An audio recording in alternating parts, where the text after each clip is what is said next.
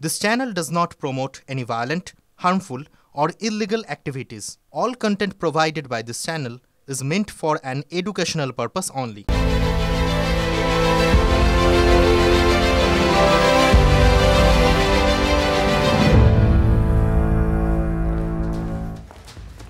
নমস্কার, রাত ৮টা বাজে। আপনার কথা, আপনার ভাষা, আপনার মুড নিয়ে ঠোঁটকাটা হাজির।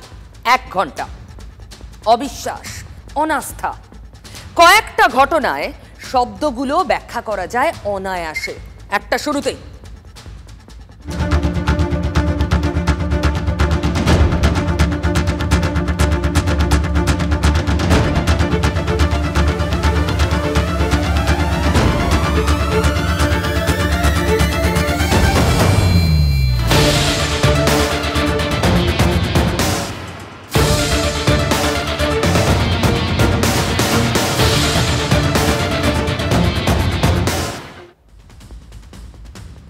হাজার হাজার গরিব গুরব মানুষের ভরসার জায়গার নাম সরকারি হাসপাতাল। ঠিক যেমন আরজি কর কোনো দুর্গ তো নয়, বিরাট কূটনৈতিক কার্যকলাপের কোনো ঘাঁটি তো নয়। একটা সরকারি হাসপাতাল, একটা সাধারণ সরকারি হাসপাতাল। সেই হাসপাতাল আধা সেনার দখলে। ভাবতে পারেন কেন হলো এমন অবস্থা? ঠোঁট কাটা জানতে চায়। এই ছবি রাজ্যের পুলিশের ওপর, প্রশাসনের ওপর চূড়ান্ত অবিশ্বাসের প্রতীক নয় কি? এবং এই অনাস্থাটা এলো দেশের সর্বোচ্চ ভরসার নাম সুপ্রিম কোর্ট থেকে। সুপ্রিম কোর্টই তো প্রশ্ন তুলল সন্দীপ ঘোষকে নিয়ে, যার ছবি দেখছেন স্ক্রিনে। এতদিন ধরে চিনে গেছেন যাকে। কি প্রশ্ন করলো সুপ্রিম কোর্ট? কি করছিলেন সন্দীপ ঘোষ জানতে চাইল সুপ্রিম কোর্ট। কখন? সন্দীপ ঘোষ কি করছিলেন যখন ভোর রাতের ঘটনার এফআইআর রাত 11:15টার সময় হলো, তাও নির্যাতিতা মানে তিলোত্তমার বাবা করলেন? কি করছিলেন? হাসপাতালের অভিভাবক। এফআইআর কেন 11:15টায় হলো, তাও মৃতার বাড়ির তরফ থেকে? কেন? কি করছিলেন সন্দীপ ঘোষ? তিনি তো হাসপাতালের অভিভাবক ছিলেন, তাই না? সময় নিচ্ছিলেন কেন? কি প্রয়োজন ছিল? ঠোঁট কাটা, আপনি, জনতা, বিরোধী সবাই প্রশ্ন তুলেছিল, আর তাতেই শিলমোহর দিল শীর্ষ আদালত। প্রশ্ন আরো অনেক। একে একে সেই প্রশ্নগুলোর উত্তর খুঁজতে খুঁজতে এগোবো। কোনো সন্দেহ নেই, সুপ্রিম এই প্রশ্নগুলো রাজ্যের প্রশাসনের ওপরে চূড়ান্ত অনাস্থা। অনাস্থার আর এক ছবি দেখা গেল আজ সিজিওতে। অসাধারণ সে ছবি।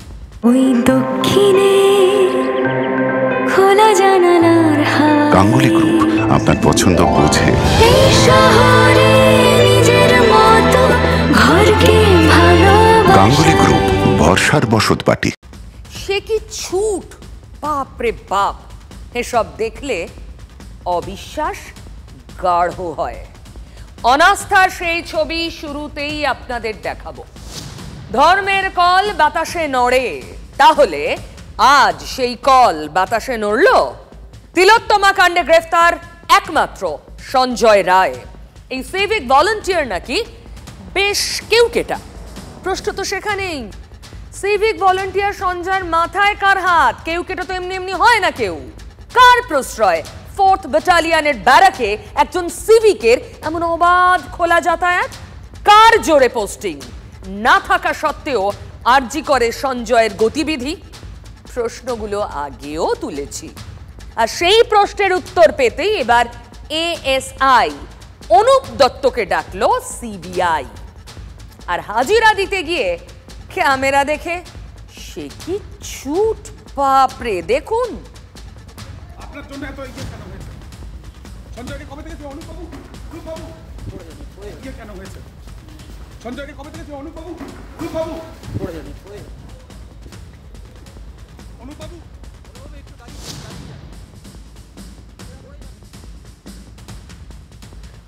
Anup Dutta, assistant sub inspector. Police মহলে ফিসফাস, এএসআই দত্তের নাকি বেশ দাপট। পুলিশ ওয়েলফেয়ার কমিটির নেতা বলে কথা, আর তিনি কিনা ক্যামেরা দেখে এমন ভয় পেলেন?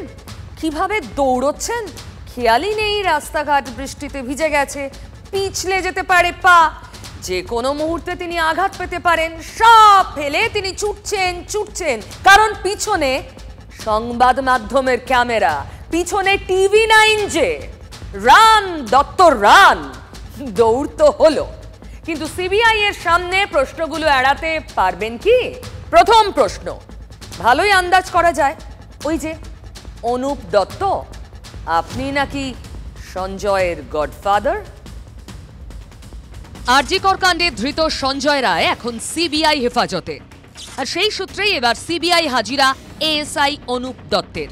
ঘটনার পরের দিন সঞ্জয় যখন প্রথম বুঝতে পারে সে মারাত্মক বিপদে পড়েছে, তারপরে সে একাধিকবার এই অনুপ দত্ত বা সে তার গডফাদারকে ফোন করেছিল, এবং সেই ফোন কলের সূত্র ধরেই আজকে তলব করা হয় অনুপ দত্তকে।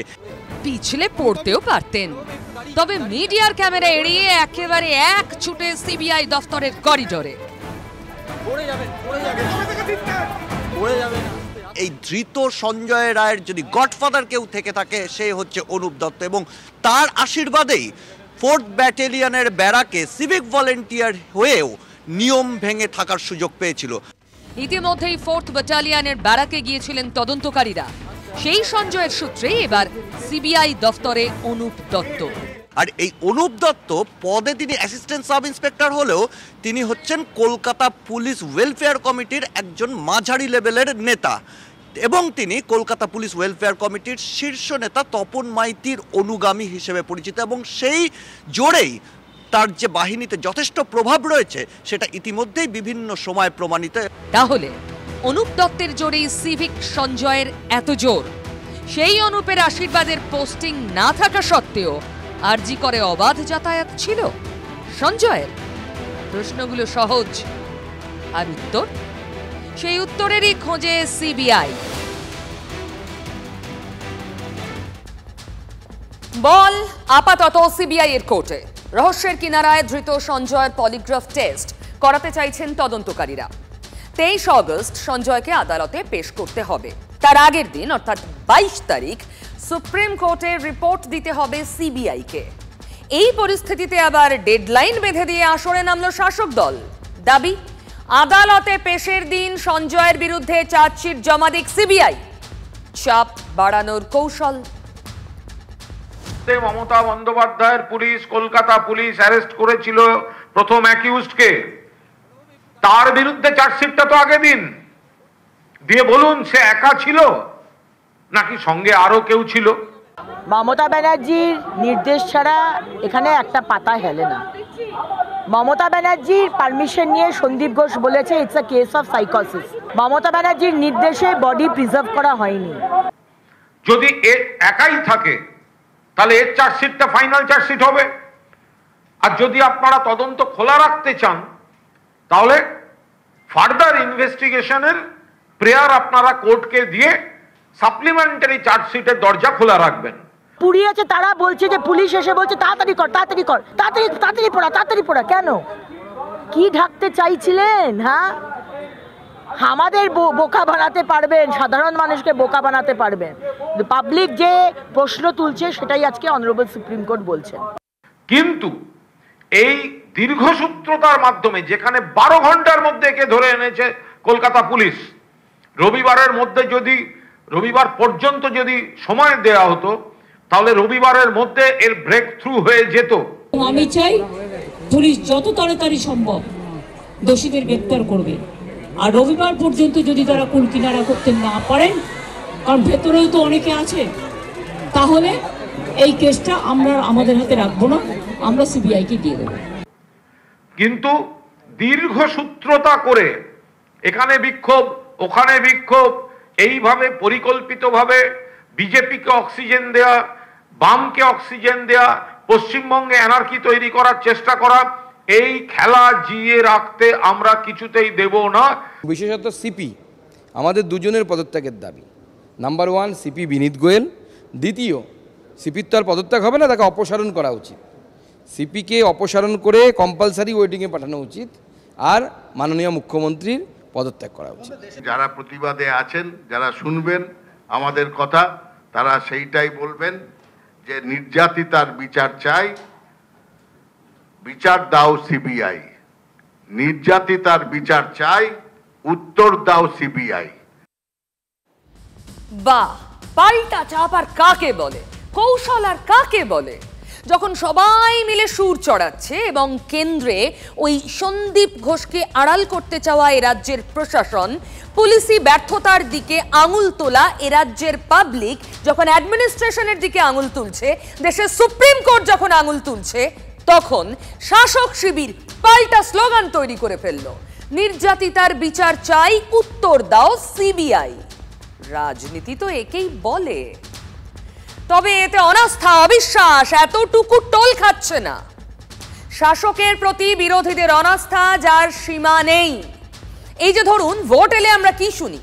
কেন্দ্রীয় বাহিনী চাই, সব বিরোধী বলে একসঙ্গে, নইলে সব বরবাদ। আর এবার কেন্দ্রীয় বাহিনী হাসপাতালেও, আমাদের রাজ্যের একটা সরকারি হাসপাতাল, তার নিরাপত্তা দেবে আধা সেনা। ভাবতে পারছেন? আরজিকর নিয়ে জল গড়িয়ে গিয়ে শেষে কেন্দ্রীয় বাহিনীর দুয়ারে গিয়ে পড়ল। সুপ্রিম কোর্ট বলল, অর্থাৎ যা দেখলাম তাতে আরজিকর হাসপাতাল আর পুলিশের দায়িত্বে নয়। পুলিশ প্রশাসনের ভূমিকা নিয়ে দিন গোটা শুনানিতে বারবার চটেছেন বিচারপতিরা। ডাক্তারকে ধর্ষণ, নৃশংস খুন কেন যেন কম পড়েছিল, তার উপর তদন্ত নিয়ে প্রশ্ন। সর্বোপরি প্রতিবাদ যখন চড়ছে, সেই স্বাধীনতার মধ্যরাতে রাত দখলের আন্দোলনের সময়ও হাসপাতালে ঢুকে হামলা, ভাঙচুর, তাণ্ডব। পুলিশ কোথায় ছিল? যে প্রশ্নগুলো ঘটনার পর থেকে উঠেছিল তারই প্রতিধ্বনি আজ দেশের সর্বোচ্চ আদালতে হলো। সুপ্রিম কোর্টের বিচারপতিরা, বিশেষ করে পাজিওয়ালা, বললেন যে এই পুলিশের ওপর আমরা কোনো মতেই নিরাপত্তা ভরসা করতে পারি না, যে পুলিশ সামান্য ঘটনাকে আটকাতে পারি না, এত বড় ভ্যান্ডালিজম হয়ে গেল। পুলিশ কোথায় ছিল? পুলিশের তো কোনো চেহারা নেই। সেই প্রেক্ষিতে আমরা দাবি করি, আমি এবং সলিসিটর জেনারেল, তাদের সেন্ট্রাল ফোর্স দিয়ে দাও। এবং সঙ্গে সঙ্গে সুপ্রিম কোর্ট বলেন, হ্যাঁ, আরজিকর এই সমস্ত নিরাপত্তা সেন্ট্রাল ফোর্সে থাকবে। আজ রাত থেকেই আরজিকরে আধা সেনা অর্থাৎ সিআইএসএফ এর বাহিনী ঢুকতে শুরু করবে। এদিনের শুনানিতে রাজ্যের একটি চিকিৎসক সংগঠনের আইনজীবী দাবি করেন, হাসপাতালে তাণ্ডবের রাতে হস্টেলেও হামলা চালায় দুষ্কৃতীরা এবং আবাসিকরা এরপর সেখানে থাকার সাহস পাচ্ছেন না, বাড়ি চলে গেছেন অনেকেই। আতঙ্কের কথা তো ডাক্তার, নার্সদের মুখে বারবার শুনেছি।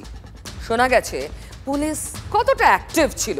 থুড়ি সেই রাতে পুলিশ কি করছিল, এই প্রশ্ন।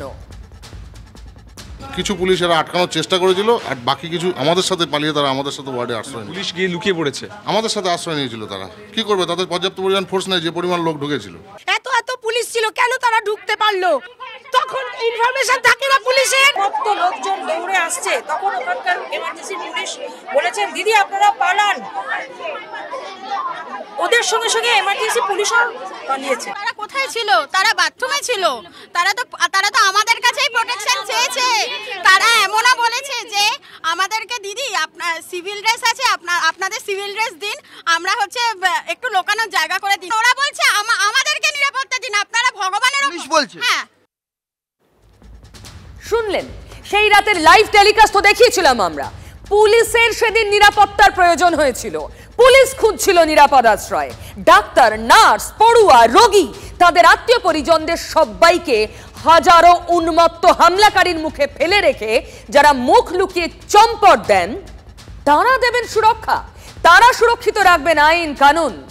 আরজিকরে এই হিংসা, তাণ্ডব, এ নিয়ে রাজ্য সরকার থেকে পুলিশকে এদিন কাঠগড়ায় তোলে প্রধান বিচারপতির ডিভিশন বেঞ্চ।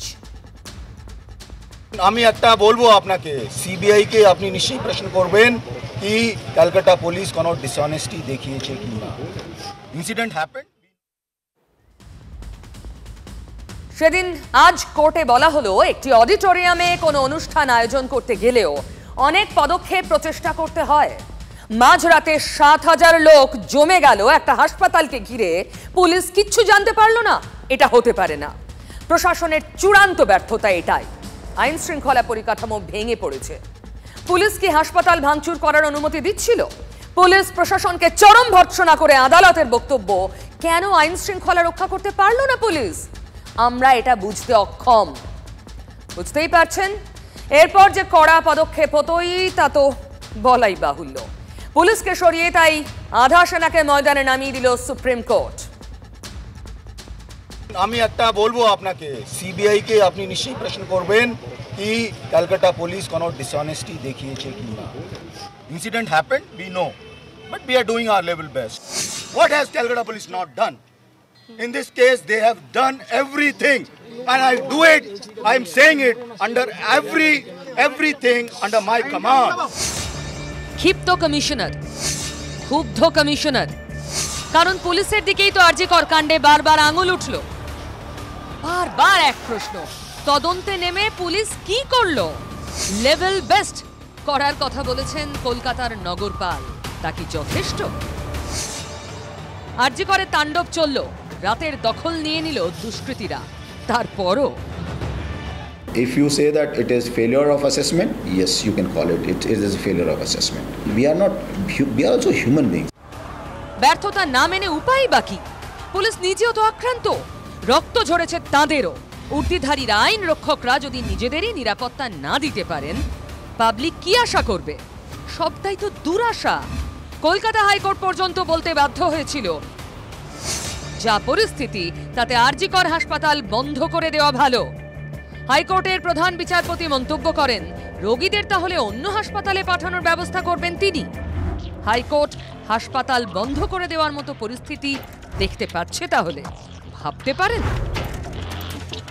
আর সুপ্রিম কোর্টের কাছেও স্পষ্ট বেআব্রু নিরাপত্তার ছবিটা, তাই তো পুলিশকে হটিয়ে আনা হলো আধা সেনা। অনাস্থা এতটাই, একটা হাসপাতাল নিরাপদ রাখতে আধা সেনা লাগে, এই হলো আমাদের রাজ্যের। এরপর রাজনীতি মুখে লিউকোপ্লাস লাগাতে পারে না। আটকাতে পারে না, এত বড় ভ্যান্ডালিজম হয়ে গেল। পুলিশ কোথায় ছিল? পুলিশের তো কোনো চেহারা নেই। সেই প্রেক্ষিতে আমরা দাবি করি, আমি এবং সলিসিটর জেনারেল, তাকে তোমরা সেন্ট্রাল ফোর্স দিয়ে দাও। এবং সঙ্গে সঙ্গে সুপ্রিম কোর্ট বলেন হ্যাঁ, আরজিকরে সমস্ত নিরাপত্তা সেন্ট্রাল ফোর্সে থাকবে। তাই সুপ্রিম কোর্ট যা করছেন ভালো করছেন, কিন্তু 9 তারিখের ঘটনা এবং 14 তারিখের পরিকল্পিত ভ্যান্ডালিজম, এর সঙ্গে এই রাজ্যের শাসক দল, কলকাতা পুলিশ ও তৃণমূল কংগ্রেসের গুন্ডারা যুক্ত করেছে। ওই দিন ওই সময় পুলিশ যদি লাঠিগুলি চালাতে যেত, তাহলে স্ট্যাম্পেড হয়ে শতাধিক মানুষের মৃত্যুর আশঙ্কা ছিল ওখানে। ফলে পুলিশের উপর আক্রমণ হয়েছে, পুলিশ রক্তাক্ত হয়েছে। আমার বেশি খুব অসুস্থ, বেশি কমপ্লেন্ট হয়েছিল, তার সারা গা রক্তে ভেসে গেছে ওদের অত্যাচারী। আরজিকরকে একটা চক্রান্তের লক্ষ্যবস্তু করে নিয়েছে এই বাম, রাম এবং কিছু অপশক্তি, এবং নানাভাবে তাদেরকে মদত দেয়া হচ্ছে বিভিন্ন জায়গা থেকে। আরে গাড়ি গাড়ি করে লোক নিয়ে এসছে, 2500 4000 লোক নিয়ে এসছে। পুলিশ নিজে বলেছে 7000 মব। আজকেও আমি হিয়ারিং এ দেখছিলাম, সুপ্রিম কোর্টে বলছিলেন যদি ওদেরই বাহিনী মনে করে ওরা সামলাবে তো সামলাক, সেখানে তৃণমূল কংগ্রেস কোনো আপত্তি করতে যাবে না। এবং সেন্ট্রাল ফোর্স ফিরের পরে চিকিৎসকরা তারা ভয় ভীতি কাটিয়ে চিকিৎসা সেবায় যোগদান করবেন, এটাই সুপ্রিম কোর্টের আবেদন এবং আকাঙ্ক্ষা। সিআইএসএফ স্বাগত জানাচ্ছি, কিন্তু এটা বলতে চাইছি যে সিআইএসএফ কতদিন থাকবে? একদিন, দুদিন, সারা জীবন? তাহলে আমরা তো সীমান্তে লড়াই করতে চাইনি। CISF not the solution. আসতে পারে, দিতে পারে, আমরা ওয়েলকামও করছি, কিন্তু এই ঘটনার সলিউশন সিআইএসএফ নয়। এই ঘটনার সলিউশন অ্যারেস্ট করা, প্রকৃত দোষীদের চিহ্নিত করে গ্রেপ্তার করা। এই সেদিনও তো আরজিকরে যেতেন তিলোত্তমা, চেস্ট মেডিসিন বিভাগে পিজিটি চিকিৎসক হিসেবে যেতেন। আপনার মেয়ে কোথাও আজ উদাহরণ হয়ে দাঁড়ালো। একজন মা হিসেবে ভবিষ্যতে যারা পড়তে আসবেন মেডিসিনে বা চিকিৎসক হিসেবে পড়তে আসবেন, মা হিসেবে কি বলবেন যে এই নিরাপত্তাগুলো মানে এতদিন পরে মনে হয়েছে, তাও যদি হয় ভবিষ্যতে যদি সুরক্ষিত হয়, তাও আমরা হারিয়েছি, কিন্তু পরে যেন আর কারো না হারাতে হয়, এটাই। তিলোত্তমার জন্য বিচার চেয়ে সরব শুধু বাংলা তো নয়, দেশ এমনকি আন্তর্জাতিক স্তরও। এবার দেশের সর্বোচ্চ আদালত আসরে অলরেডি আধা সেনাকে দিয়ে দেওয়া হলো আরজি করে নিরাপত্তার দায়িত্ব। চতুর্দিক এখন উত্তাল। তার মধ্যে শতপ্রণোদিত মামলা গ্রহণ করে সুপ্রিম কোর্ট প্রথমেই কি বলল জানেন? দেখাবো, এই বড় দেওয়ালটায় আপনাদের দেখাবো কি বলল সুপ্রিম কোর্ট। দেশ আবার একটা ধর্ষণ আর খুনের জন্য অপেক্ষা করবে না যে তারপর পরিবর্তন হবে, পরিবর্তন করতে হবে এখনই বলল সুপ্রিম কোর্ট। আর একটা ধর্ষণ খুনের অপেক্ষা নয়। শুধু বললেন বলা ভুল হবে, পর্যবেক্ষণের প্রত্যেক লাইনে তুলোধনা হাসপাতাল কর্তৃপক্ষ, পুলিশ আর এ রাজ্যের প্রশাসনকে। এসবের মোদ্দা কথা একটাই, এটা শুধু একটা হাসপাতালে ধর্ষণ আর মৃত্যু নয়, এটা গোটা দেশে চিকিৎসকদের নিরাপত্তারও প্রশ্ন। আর সেই সূত্রেই একাধিক কথা এদিন বলল সুপ্রিম কোর্ট। কেন প্রথমে আত্মহত্যা বলা হলো, কেন এফআইআর দায়ের করতে দেরি, কেনই বা হাসপাতালে ডাক্তার নার্সদের জন্য ন্যূনতম বাথরুম রেস্টরুম থাকবে না। শুনানি পর্বে প্রধান বিচারপতি ডিওয়াই চন্দ্রচূড়ের প্রশ্ন ছিল, মহিলারা যদি নিরাপদে কাজে যেতে না পারেন তাহলে সমাজে সবার সমান অধিকার থাকবে কিভাবে? রাজ্যের ভূমিকা এদিন সুপ্রিম প্রশ্নবাণের মুখে পড়ে। প্রধান বিচারপতি বলেন, অভিযোগ এসেছে মা বাবাকে অনেক পরে দেহ দেখতে দেওয়া হয়েছে। ঘটনার দীর্ঘ সময় পরে এফআইআর দায়ের হয়।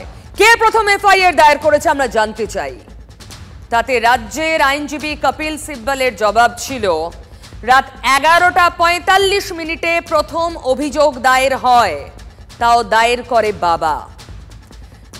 আদালতের পরের প্রশ্ন ছিল, কটার সময় দেহ হস্তান্তর করা হয়েছিল?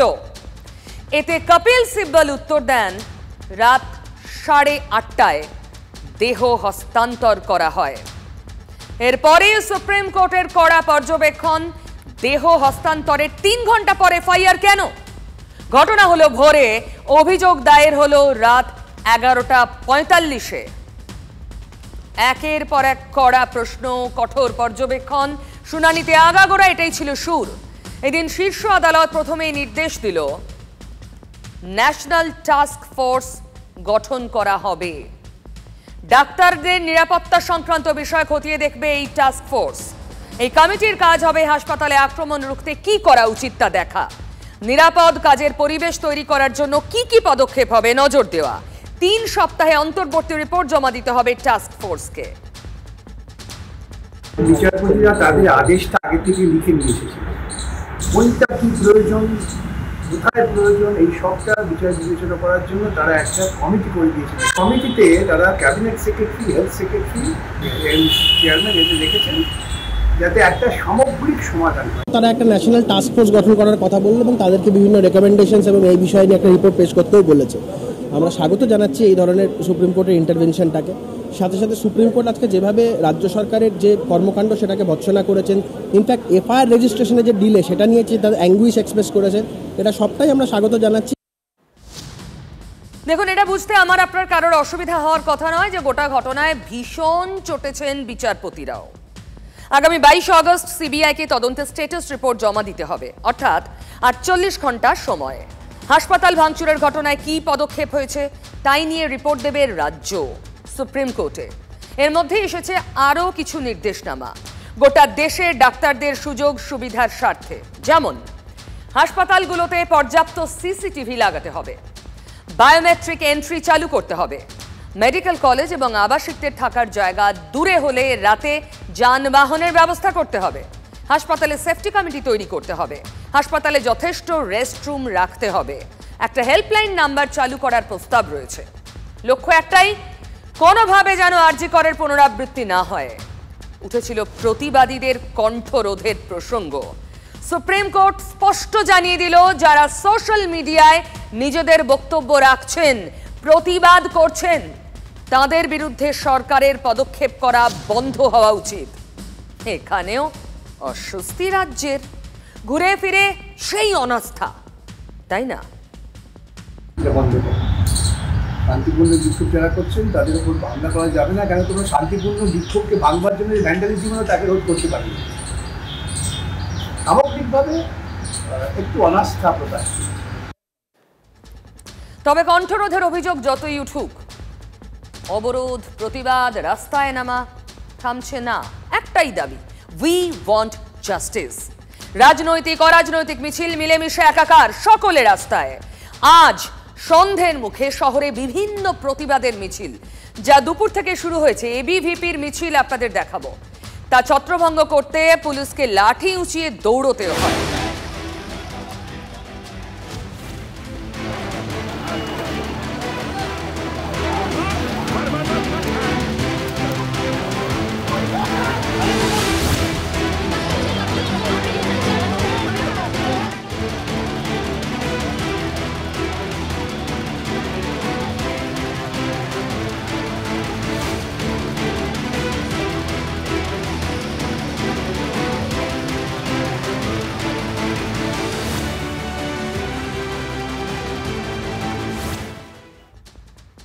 পুলিশ কি ধৈর্য হারিয়ে ফেলছে, নাকি চারপাশের আন্দোলনের বহর দেখে ভয় পাচ্ছে প্রশাসন?